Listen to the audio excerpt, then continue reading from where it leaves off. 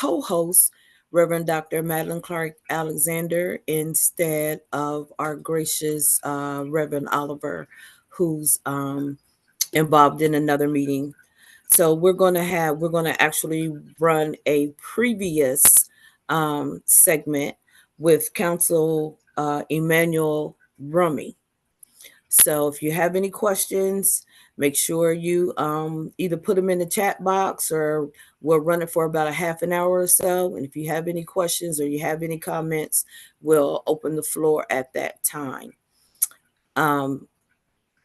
Stopping the Violence have been moving forward. We're coming into marking the third year this year. So again, we welcome everyone. We appreciate your time. I wish you a prosperous new year. If you wasn't on earlier this month, we are into the year of 2025 and we're still alive. So we're grateful for that. EJ, whenever you want to start the video, please proceed. Live. Welcome everyone to our weekly webinar, Stopping the Violence. It's good to see everyone this week again.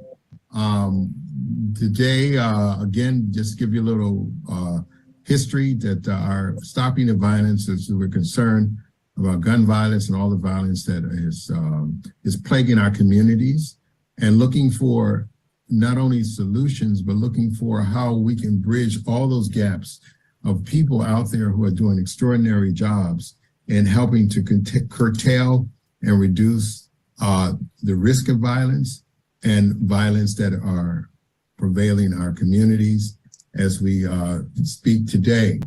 Every day we hear things on the news about violent occurrences. But we're really grateful that today we have even a very special guest, Council Member Emmanuel V.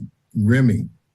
He will be our speaker, and his topic today will be the right response, youth and anti-violence. Let me just give you a little short synopsis of his bio, and to get a complete view of his bio, you can look it up on the website, Councilman Emmanuel Rummy. He has served as the resident of Columbus on City Council since January 8, 2018.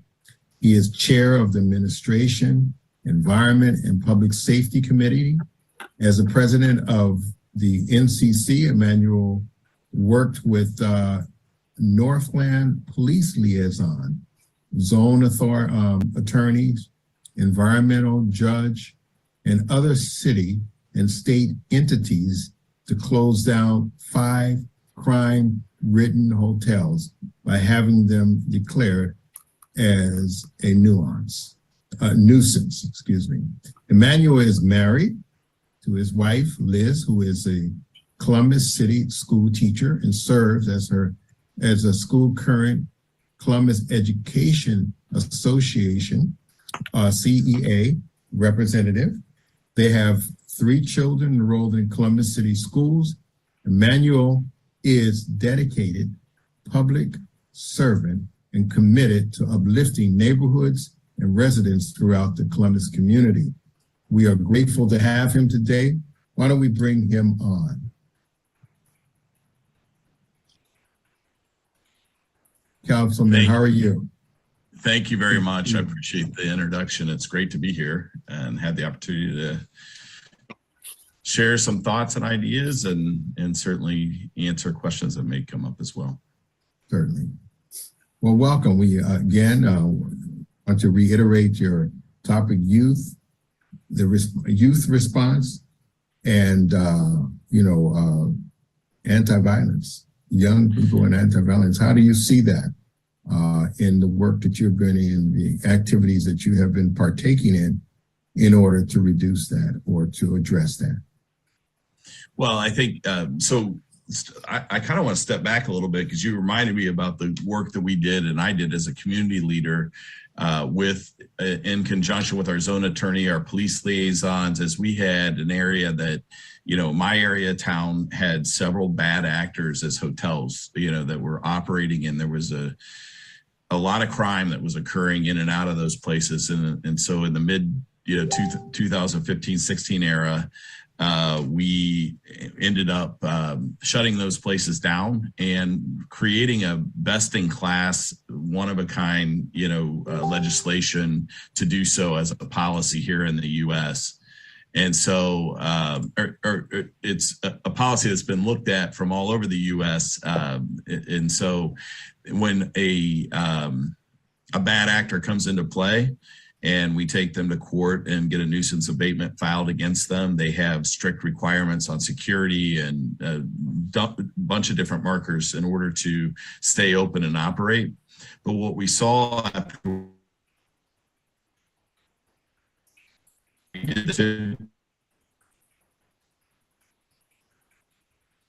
there was a 50% reduction in crime surrounding the hotels and motels that we were able to shut down. So Columbus has always been fairly innovative. And so fast forward to my tenure, the Columbus Fire Department has been somewhat of a leader in alternative response. I wanted to talk a little bit about that before we get into the use side of things. And I apologize, some of my notifications keep coming up and making noise, but if you can bear with me. We have had a number of units as far as what we call our alternative crisis response, looking at individual calls of how to react to a particular caller, whether it's a mental health issue or something that along the lines of addiction. We want to get the right response to every single call that comes through. And it's not always a police response, which has been somewhat historically how, safety has operated. Just send the police. But oftentimes police are not trained to deal with mental health issues. And so we've been very intentional about working towards the right response for every single call that comes into dispatch.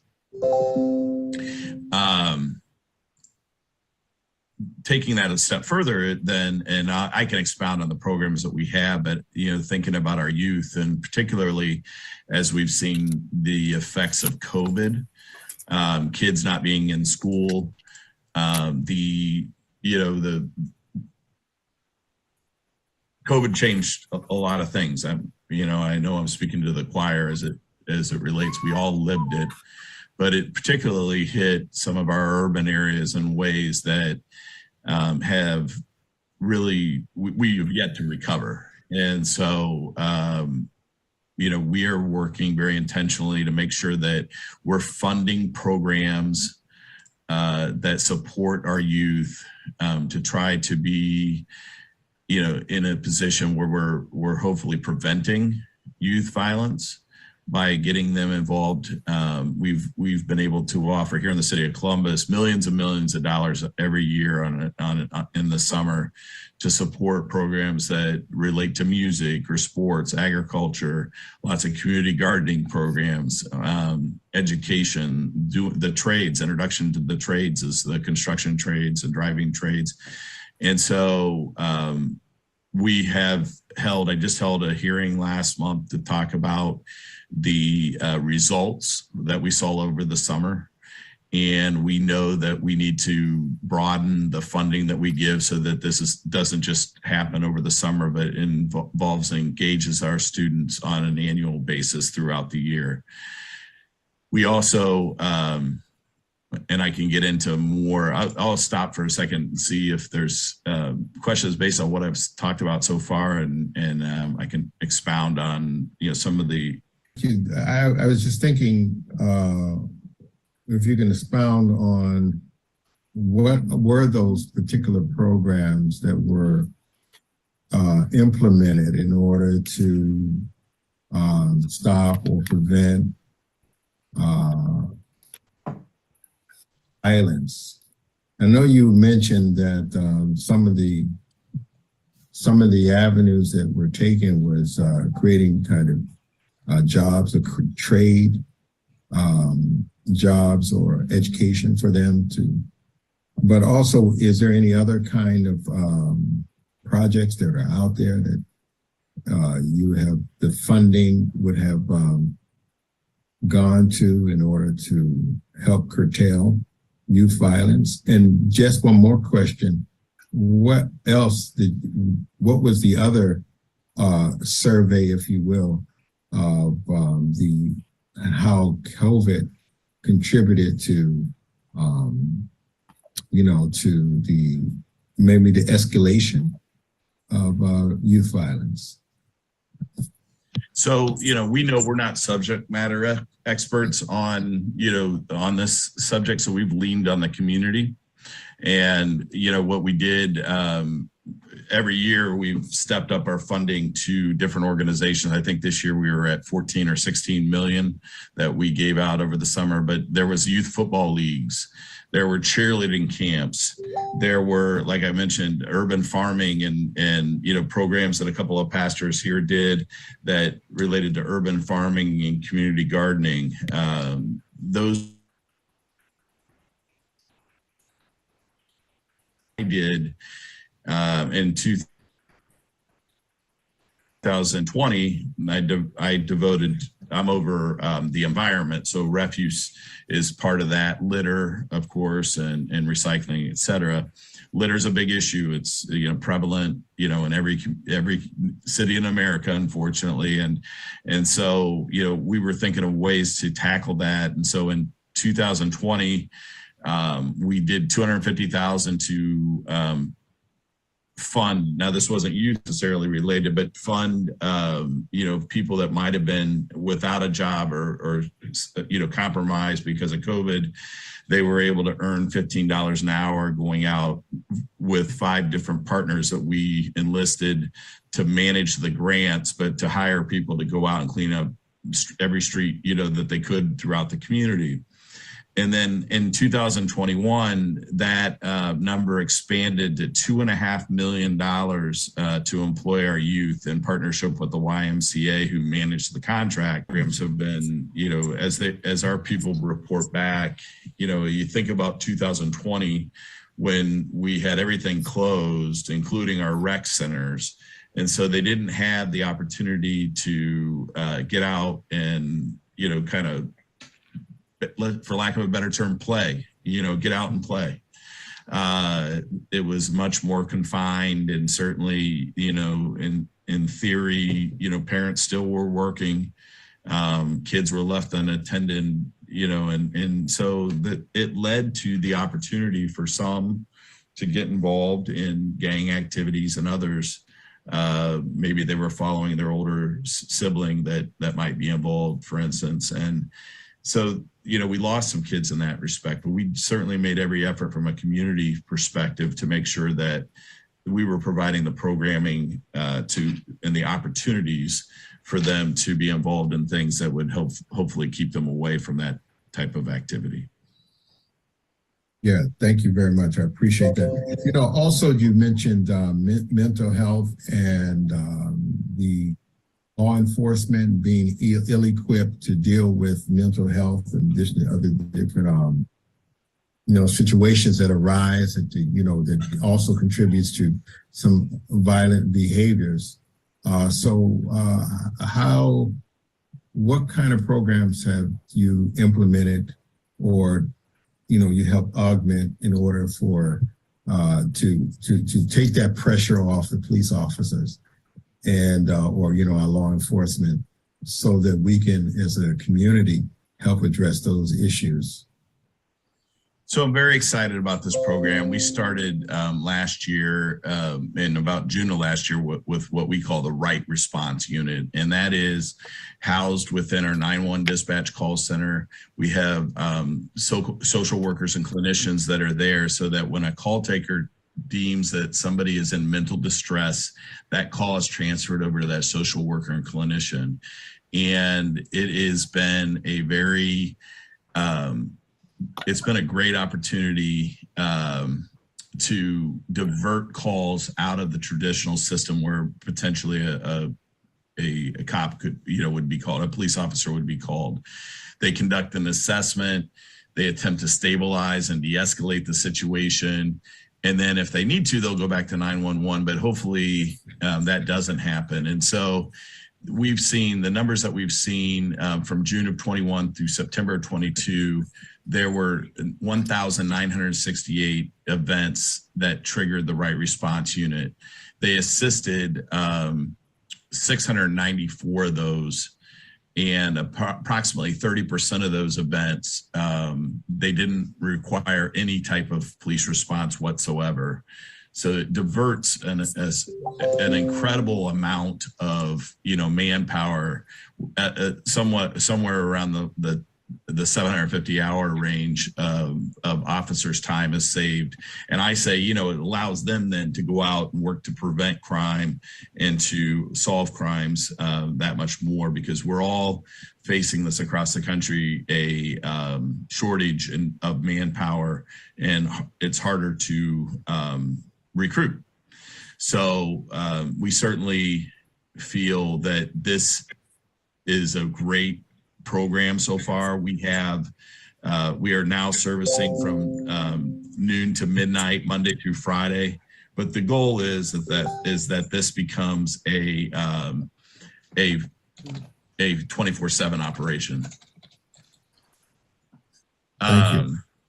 So that's the right response. But then you were asking about some of the others, but that previous to that, and we've had this for some time, what's called the Mobile Crisis Response, or the MCR unit, which is a partnership with a fire paramedic, a cross intervention trained police officer, and then a social worker and clinician, again going towards people with mental health issues or substance abuse. And that's been in existence for many years. I've actually seen this in person operating, and it is really remarkable the type of compassion that is given towards people in distress. We also have a rapid response emergency addiction crisis team we call REACT. And that's specifically with, again, it's the same type of partnership with a Division of Fire paramedic, a community intervention trained police officer, and then a clinician that specializes in substance abuse.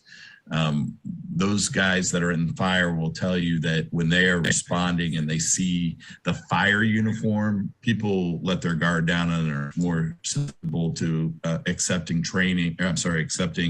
care than if you have somebody in a uniformed police outfit, which those guys that are part of the unit that are the specialized police, they wear typically like a polo instead of a traditional uniform. And then finally, we have a program for seniors that in persons with disabilities. It's called SPARK, or Specialized Program Assessing Resource Connectivity. And so that's just fire paramedics and a social worker. But we're, again, trying to make sure that we're hitting on every single type of issue that might come across, and not just traditionally sending the police to answer those calls. Yeah, I was going to ask Dr. Jenkins to come on in a few seconds, but I would like to just ask one little line with us there in Columbus and the communities that you're serving, and in these particular projects. Yeah.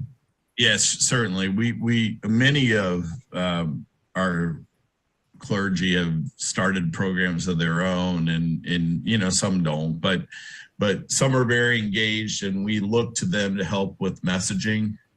It can be very influential, when you have a pastor speaking to their flock rather than, elected officials and government doing the same. So we find that, I try to engage them as much as possible when crisis may arise, but also have those conversations. I'm meeting with a bishop of one of the largest churches here in the city on Thursday, just to keep that relationship going, and knowing that, he can call me when there's something of concern, and I can reach out to him when we're trying to, get specific messaging out to the people of Columbus. Okay, thank you, Council Member. I'd like to ask Reverend Jenkins, we do have a few other questions or statements that are in the chat, but we can get those. Thank you very much. Reverend Jenkins, thank you for coming on and thank you. And as you've been introduced to the council member. Do you have any questions or some statements to share with us? Well, Dr. Jenkins. Demi, I'm very grateful for your participation here. I'm a Buckeye from Dayton, Ohio. And I love the Ohio character that I see in you and the great people of Ohio. I think that it's so great to see how you're directly involved from the city council. That's so critically important, and also involving the churches and then in law enforcement too. So my specific request is if you could enlighten us a little bit on how you're addressing the gun problem directly. What have you seen, not just how you're addressing it, but what have you seen that worked to reduce gun violence, whether it's programs to pull in the guns or whether it's family programs to help, families have a better, single mothers have a better chance with their kids that are being, captured by some of the bad influences. So how do you address, what have you seen in Columbus that's been best that you feel gives us a better shot, law enforcement, whatever? Yeah, I'm not going to give a great answer for you because unfortunately our state legislature has circumvented a lot of what we try to do within our rights of home rule, for instance. We had proposed and passed a ban on large magazines and other things that we felt were within our rights to do. And so it was circumvented by the state legislature. In fact, in June of this year, they made it so easy to get a gun. You no longer have to take a course to get a gun of any kind. You can walk in, get a gun, and you do not have to announce that you have a gun if you're pulled over by police. You do have to admit if they ask, but previously you had to announce. And so where we see a lot of the kids getting guns these days is when they steal cars, which is generally for joyriding purposes. They find guns in the car. So that is one way, to me, that's a PSA opportunity on our part, lock your guns up, make sure that you're not storing them in your car. But we have done some gun buyback programs. And then of course we have, I think 5 different ways that you can get gun locks, for your gun. So we do hand those out. But we also know that those that are wanting to commit criminal activities are typically it's easier for them to get. I just was talking with a community member that lives near our fairgrounds, the state fairgrounds, and they said, when are we going to do something about these gun shows where people go in, and they said literally they'll see kids in their neighborhood with the trunk open selling firearms out of the back of them that they've stolen from, these gun shows. And they suggested that these gun dealers were sometimes complicit with it because they would just get the insurance money and the kids go out and sell it and get these guns on the street. So that was a new angle that I hadn't really considered or heard of before. But we know that it's pretty prolific. Kids don't seem to be having a problem getting guns these days. And it's unfortunate because we know that every day that a kid has a gun is a potential risk of, officer involved shootings and so many other things that could happen that could be very alarming and certainly top national news. This is fascinating, very important. Another question has to do with the carjackings. Are they, like major cities across the country, young people, 16 to 20, it's been an explosion of carjackings and almost like no concern of the danger or even of hurting people inside the car to get the car. Is that true also in Columbus? We do have carjackings. I would say just in general, I saw yesterday, I think from 20 to 21, there was something like 300 Kias, 300 Hyundais stolen in 20. And by this last year, it was 1,400 and 1,500, something along those lines. I mean, truly, if it were me and I had the ability to sue the manufacturers, I would. And I know Milwaukee did, but you know, again, I think not only there was a story in the paper today that just talked about how we're all going to face it in our insurance rates because they will spread that out to everyone.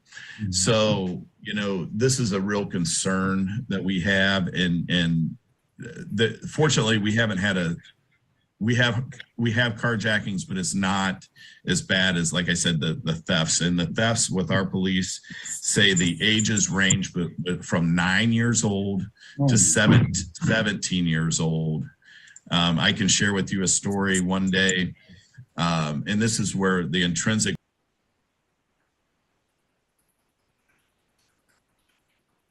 Wow, so that was good information. Something that really stood out to me, I recognize that he is definitely boys or whatever they're calling themselves. And we had about 75 people in there, and it included police, it included our judges, and that's my assistant in the background there, my cat. But anyway, you know, one question was asked, and my president of the NAACP, Nana Watson, was the moderator, but, you know, asked why are they doing this? And they said, well, our kids are telling us they're bored. And I can understand that. I have a 13-year-old. If I take his computer away, we live on 3 acres and we have, you know, all the fun things that you could do. They're incredibly bored. So I will suggest to you that, you know, these generations that are brought up, you know, glued to electronics are really, there's some long lasting systemic effects to that. Right. And so they're bored you know, for one thing, and I will share with you a story where, and the parents don't know what to do. They don't know what to do. They can't control their kids. Many times it's a single parent. And, but this one story in particular, one night our police were after 2 kids, 13 and 14 years old, that on one street, they stole 4 cars, and they were always like 1 car behind, you know, trying to catch them. They found them the next morning asleep in one of our parks in the car with their guns on their chest that they had. And they ended up taking them home, and their caregiver was a bedridden grandmother. And so, you know, we've got work to do. And we know, like in Columbus, especially, that it's 150 to 200 kids right now, but, you know, that can easily explode. You know, social media, some of these platforms allowing these things to be broadcast, that's a problem.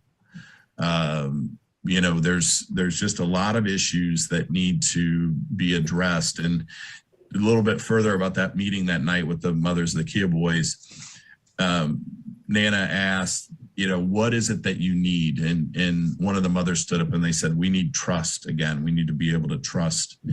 And there were, you know, 12 officers in the room. And she said, well, how many of you here trust the Columbus Division of Police? And every hand in the room went up. Every one of them. Quite contrary to what people might think, you know, would have been the response. But they said they're doing their jobs. They're picking our kids up. They're taking them where they need to go. She asked, the follow-up question was, well, how many in here trust the judiciary?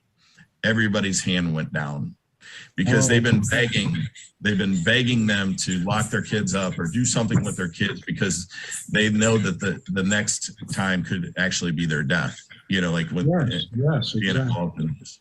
So we've got, you know, a lot of work to do to try to address those issues.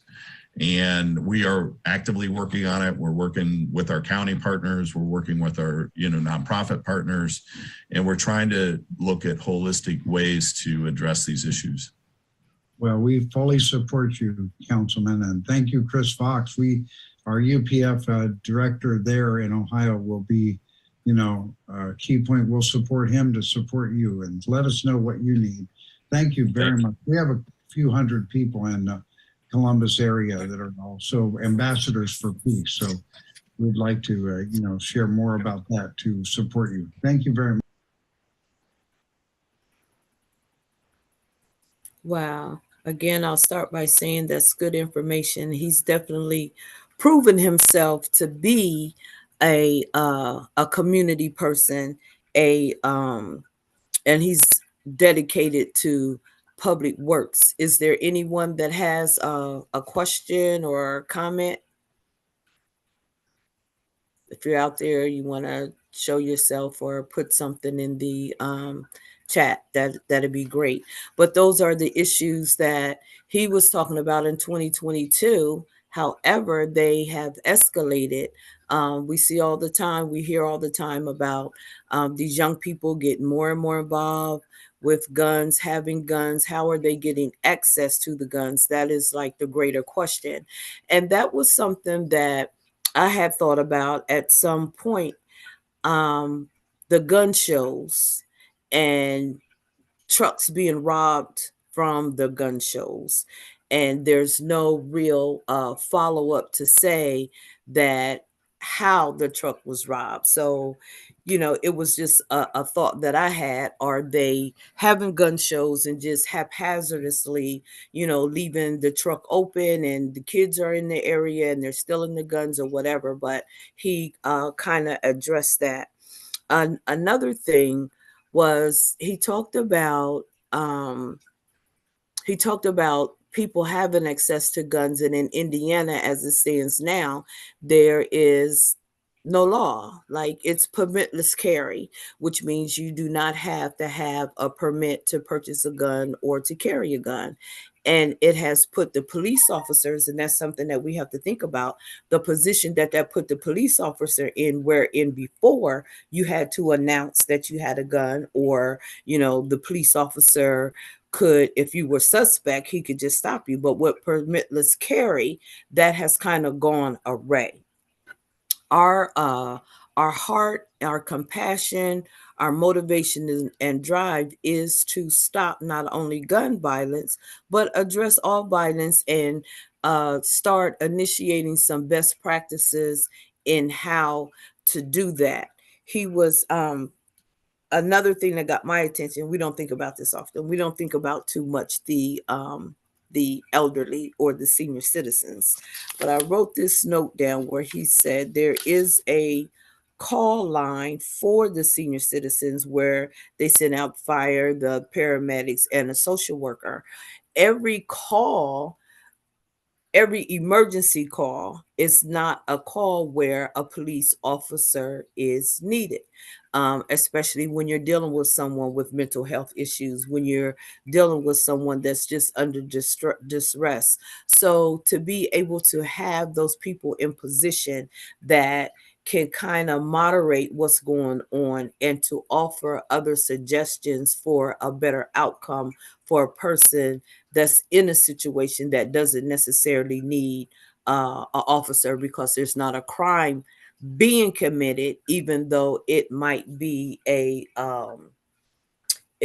some type of uncommon situation going on, some type of disruption. It doesn't mean that a crime is being committed. And we know that a lot of times people with mental health issues are acting unseemly, but it's not that they need a police officer. They need someone to kind of like talk them through and de-escalate their situation so they can move forward. So I appreciate all the work that he's doing. It was so many things that he mentioned. I really love the fact, because this is something that young people need. They need positive reinforcement, and they need extracurricular activity. So with the extracurricular activity of the youth football game, the urban farming, which I probably would love, and the cheerleading camps, those things are major in the community because it gives you a sense of belonging. So I really like those programs that he talked about. Um, and the rapid response, to have someone that's there, to be able to have a conversation and without bringing in more hostility. Last week, absolutely, Andrea, we had the conversation in reference to, the trust issues with the police and the trust issues with the community, how the engagement is now. And that's something that really needs to be reestablished, that the community can trust the police officers and the police officers can trust the community. So as we continue and move forward, I appreciate the work that he's doing. Um, the alternative crisis response team, that's what he called it. So I really appreciate the work that he's doing. And as he continues the work, that was 2022. We can only imagine the different situation and circumstances that he has experienced from that time to this time, because from the beginning of when we first started on the call, it was all about stopping gun violence. However, with all the interviews and all the programs and all the political people that have been on here to share, we know and understand that it's not just the gun violence, it's overall violence, it's mental health issues, it's dealing with conflict, with so many other things that has become a part of stopping the violence. And Reverend Oliver often talk about the root causes. What are the root causes in these particular situations? But one thing that he said that made it very clear: where are the boys and girls clubs? They don't, some of those are closed down. There's no real extracurricular activity that's physical that they can work out some of this frustration as they're continuing to grow. And I've heard on the news kids as young as 7, 8, 9 years old have access to these weapons. It was on the news this morning. I think it was a 7-year-old that shot a 9-year-old. If you're going to have a gun, I'm not against guns. I'm not against guns. As Reverend Oliver says, it's an inanimate object. If you lay it down, that's where it'll be. So if you have a gun and anyone else that owns a gun, make sure that it's locked up. Make sure that the bullets are separated from the gun. Make sure that it's in a high place if you have little kids, and to know that it's not a toy. You know what I mean? And teach them, give them understanding that it's not a toy, it's not something that they should be playing with. If you just have to have and let them know that you have one in the house. When we talk about the root causes, are we talking about the urban community? Are we talking about poverty? Are we talking about a system of survival? I carry a gun because I know other kids carry a gun, and if I don't have a gun and they pull out a gun, how am I going to defend myself? So those are the ills of our society, and we want to be able to move past that. Hence the coming up with the stop the violence best practices. What tools can we put together? What tools can we use that could go on a national level, that you can pick up the phone and make a phone call and actually get the help that you need? Is there anyone else? Is there anyone that have a comment? Andrea, I seen your comment. She says, I completely agree with the reiteration each week that we need to find the root causes behind violence. But meanwhile, I also think we need to work harder to make guns less accessible and licensing. Amen. I agree with you. We are not allowed to drive a car without training and passing both a paper and a road test. There should be the equivalent for gun ownership and use even after determining being qualified. And yes, bravo for the different teams for different responses to 911.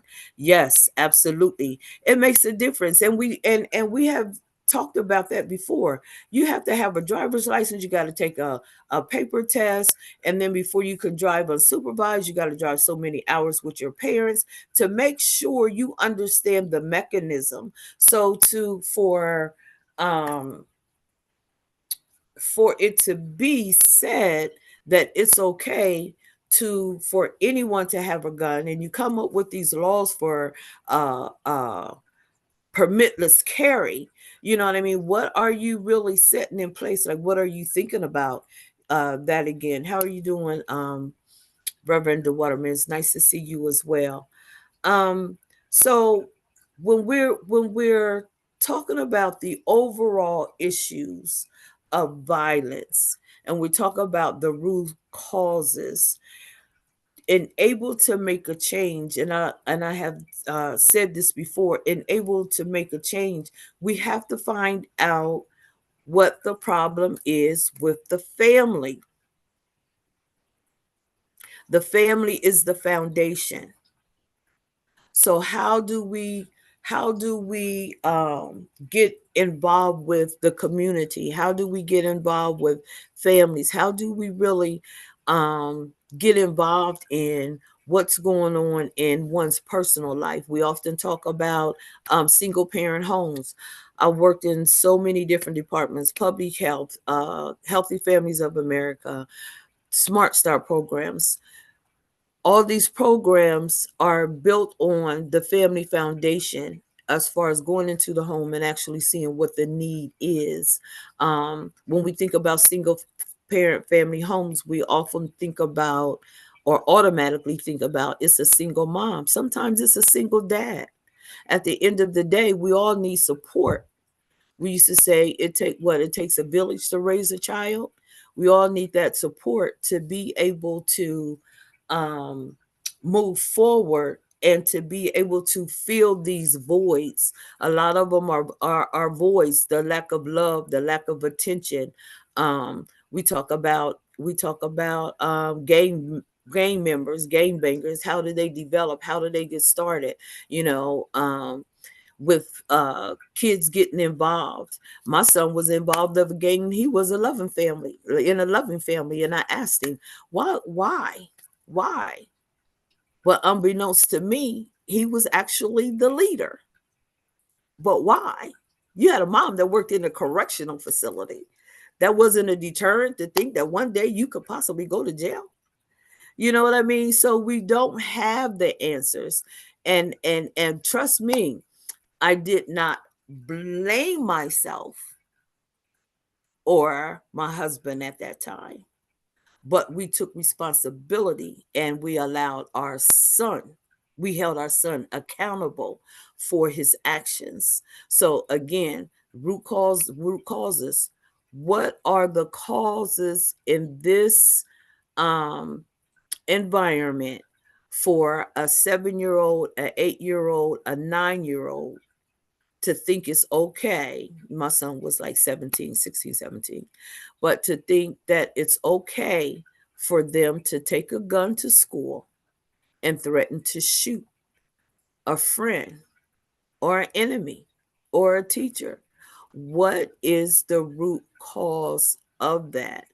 And I think once we actually start talking to parents, as we possibly even get involved in the school system. I say that all the time, because a lot of these children have um, special needs, mental health issues, frustration, abuse, but they're not high enough on the scale for it to be identified. Children that act out in school, their behaviors, why are they acting out? Are they acting out because they're not getting any attention at home? Are they acting out because they're not getting any food at home? Are they acting out because their parents are constantly fighting? You know, we want to believe and like to think that a two-parent household is a positive household, but that's not always the case. So again, from it varies. There's so many different variations as the who, what, where, when, and why. But as we come together every week to have these discussions, our goal, our heart is to again implement something that we can implement, a resource that we can actually be helpful, and those that want help are able to get the help that they need. Um, hopeful content, somebody wrote hopeful content about crisis support. Yes, it was very helpful and hopeful, because in Ohio, apparently they're doing the work. And I know that they're doing the work in every state. In every state. Every state has a 211. Excuse me. Every state has a 211 listing where you can call and get referrals, whether it's mental health, whether it's food, whether it's clothing, whether it's education. 211 is a resource for all states. Some states is 311, but it's a number, an information number where you can call and kind of get the help, or they'll give you a referral or reference to what resource to help handle different problems in different situations. And as we take responsibility to see what we can do in our communities to make a difference, sometimes it's a matter of how you treat your neighbor, or how you treat that person that you meet in the store, how you interact with young people, how do you see young people. um, it's been that separation, that divide between the adult and the children, and some people at this time are actually afraid of the youth. You know what I mean? And that's something that's probably heartbreaking to them on one in one sense, simply because every young person is not bad, it's not evil, it's not don't want to be in that place where there's in this negative environment, but some of them don't have, any other choices. So as we continue to come together collectively, then we can work some of this stuff out. We can continue to have these conversations, and as we have the conversations, implement something. Support your children, your grandchildren, your great grandchildren. It's it because it boils down to choices. And we like to think consciously that we always have a choice. However, we might always have the choice, but we might not have the same choices. So again, it goes back to root causes and the diversity of the root causes, because what's going on in this neighborhood is different. And we live on the east side. So what's going on in this neighborhood is different than what's going on the south side.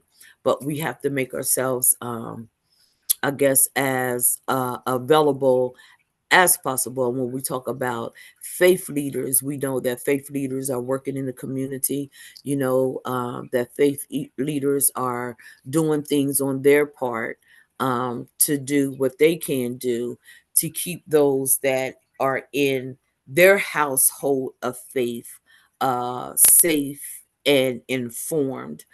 So we have a responsibility to, if nothing else, inform others, number one, of this um, platform where the conversation is continuous and continues every week. We have a responsibility to just share information. Some of us ask often, well, what can I do and how can I do it? Well, where do I start? Well, when do I start? Information is powerful. So to make people aware of what you have access to is one thing that you can do. Talking to your congressman and sharing your concerns, talking to your state representatives and sharing your concerns.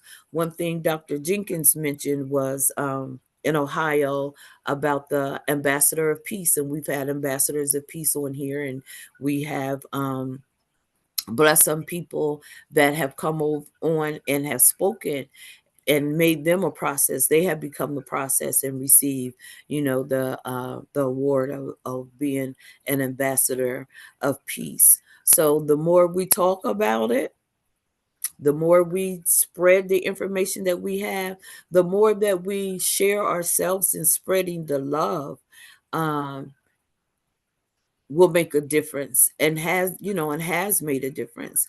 But again, getting involved in your community by whatever means that you could be involved. Any other comments or questions? Anybody want to put anything else in the chat? I saw John earlier, but look like he's logged off now. Sacramento Church, Family Church. Is anybody there that has something to say? Now? Okay, because I can keep on talking. You're welcome, Andrea. I can keep on talking because this was the starting point, and now we're going into our third year. So from the expertise, for the wisdom, for the guidance that have been on here, is so much information that we have received.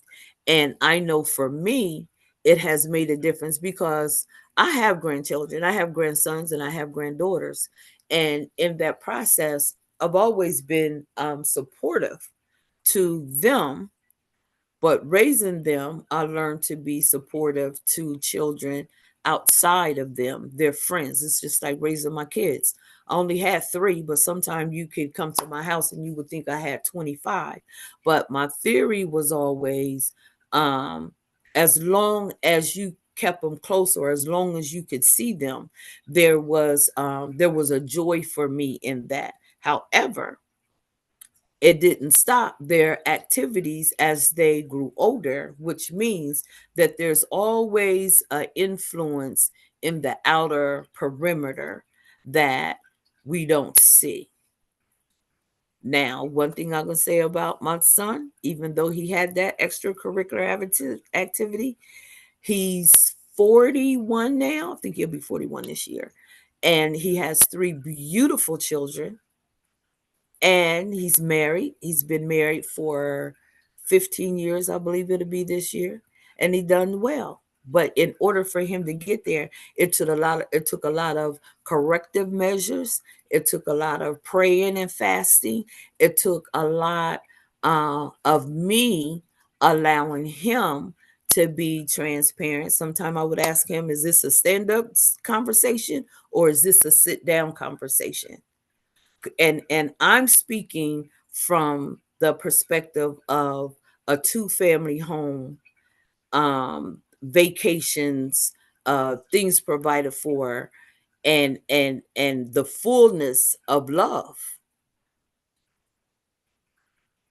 So it happens not only to the unfortunate, but to the fortunate as well. I just thank and praise God for our outcome and how it ended, and to see him and his wife raise their children and their family, and to be that full unit of love and understanding, and gentleness and guidance, and yet have those boundaries set, to know that there's consequences for your actions. So we have a lot of young people out there that are looking for something, that's looking for a place to belong, that's looking for um continuity, that's looking for love. So I've said this before as well. So when you see that young person, it's okay to say, hey, how are you doing? To say hi. You know what I mean? Let's not walk past them like we don't see them, like they're invisible. Because for some of them, they haven't been called by their name that's on their birth certificate. For some of them, they haven't been informed or empowered to know that they're really kings and queens, that there's a process that they go through. I've read Mother Moon's book more than once, but in the beginning, in the beginning, I think it's page 51, she says, no one that has been born is meaningless. So all of us have uh, a purpose in life. All of us have a desire, and it's not. I don't know of any person. I worked in the prison system. I don't know of any person that was in that prison system that, when they were young, when they were in their childhood age, 6, 7 years old, that said that they wanted to be a robber or wanted to be a crackhead or wanted to just do drugs or wanted to steal, kill, and destroy. That's a trick of the enemy. So the least we could do is continue to pray for our young people, continue to bind and turn back the hand of the enemy, that our young people will have the peace and the good future that God has planned for them. We've got 3 minutes left. 3 minutes. Sacramento Family Church, you're welcome. It's my pleasure. Let me see. Hello, Hello. it's John here. I had to go off a little while because we got a call from England. Our son and his wife just had their second baby. So Oh, wow. we had to get on board for a little while to talk to him. So that was pretty cool. Yeah, congratulations. Thank you. And it's just, we've been so lucky, so wonderful to have 3 children and 9 grandchildren now. So we've been blessed. So we Yes. have that family support. But I can imagine without family support what it would try to be like, you know, if you got the wrong crowd, how difficult life can be. Yesterday was on a TEDx talk, you know, they had down in one prison here in Virginia. They had guys getting up and talking about their life and how they went through such torture and difficulties. Many of them were like, had, oh, I don't know, life sentence of 25 years or whatever. But like one, and they're all big husky guys, you know, and no wimps. They're big guys. But one guy said, well, you know, hurt people hurt people. So, you know, the more they get mistreated and abused and neglected, the more they're going to reach out and call retribution, right? Getting even, I guess, with society. And in their mind, they don't understand that, but they just know they're just trying to fight their way through and have anger. And really, the wonderful thing was that different ones said, well, I have got anger issues, so I took anger management class, right? I didn't really manage finance, so I took a business class, you know, and I took some kind of a, you know, counseling class because I had trauma, you know, and so I got many things wrong. So they went on about different programs that they went through, and they prepared themselves to be really good stewards and good fathers and good citizens when they got out of prison. So it's really a marvelous program, but I'm going to try to find more out about that. But yeah, with the guns, one thing anybody mentioned, but it's sad to think that they don't have a program of education before you get a gun. You know, here we're constitutional people in America. We believe, you know, education for citizens and certain ability to understand our country and about the Constitution and how we're governed. You know, that's education. So we should expect people that have guns to be educated first. You know, it's just common sense. So I was disappointed about that they took away in Ohio that kind of a guideline. So yeah, those are things that can be done, and people who still have guns got to be responsible. That's the main thing. You know, so. Yes, that's absolutely right. And that's in Ohio. It's also in Indiana, permitless carry. So, you know, Yeah. those are the some of the things as we continue to move forward that Yeah. we can work on to write those suggestions or those ideals, and, you know, kind of put things in place, because you're absolutely right. The gun itself is harmless. You know, it's who handles it. It's who handles the gun Yeah. that make all the difference. Well, we're right at 3:00. Thank you so much, Donna. I appreciate you. Thank you. I know I've seen you on there. I know I've seen you show up earlier. I was like, where did he go? Had to go. All right, we appreciate you. And again, congratulations. Is there anyone else? This is the final call. Okay. If all have been said and done, thank you so much for coming on today. We appreciate you. We appreciate your support. And as we continue to move forward, you'll always hear the updates. And I look forward to seeing you next week. All right. Peace and blessings. Take care, John, and I'll be in touch soon. Okay, very good. Thank you. Take care, Okay. everybody. Thanks, Bye now. everyone. God bless. Take Bye. care. Thank you so much, EJ. I appreciate you. Thank you, Dr. Evan.